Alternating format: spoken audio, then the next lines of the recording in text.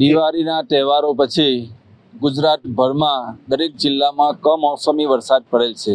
એ કમોસમી વરસાદ પડવાના કારણે ખેડૂત સમાજને ઘણું મોટું નુકસાન થયેલ છે અને તેઓના મોઢાનો જે કોળિયો જે છે એ છીનવાઈ ગયો છે એવું આપણે સમજીએ.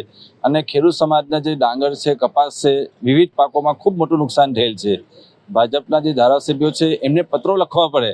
પત્રો લખવાની જરૂર નથી, તમારે મુખ્યમંત્રી સાથે બેસીને તાત્કાલિક પેકેજ બહાર પાડવા પડે, પેકેજની જાહેરાત કરવી પડે, ખેડૂતોના જે દેવા છે એ દેવા માફ કરવા પડે. તેમ છતાં જો તમે લેટરનો જે વોર ચલાવો છે ખોટો છે. આજ દિન સુધી મુખ્યમંત્રીશ્રીએ કે સરકારશ્રીએ કે સરકાર તરફથી કોઈપણ પ્રકારની ખેડૂત સમાજ માટે રાહત પેકેજ પડેલ નથી. તો અમે કોંગ્રેસ દ્વારા આ બાબતે ઊંડા આંદોલન પણ કરવાના છે કે ભાઈ ખેડૂત સમાજ જે છે ખૂબ પાયમાલ થઈ ગયું છે અને ખેડૂત સમાજ માટે આજ દિન સુધી કોઈપણ જાતનું પેકેજ બહાર પાડવામાં આવેલ નથી.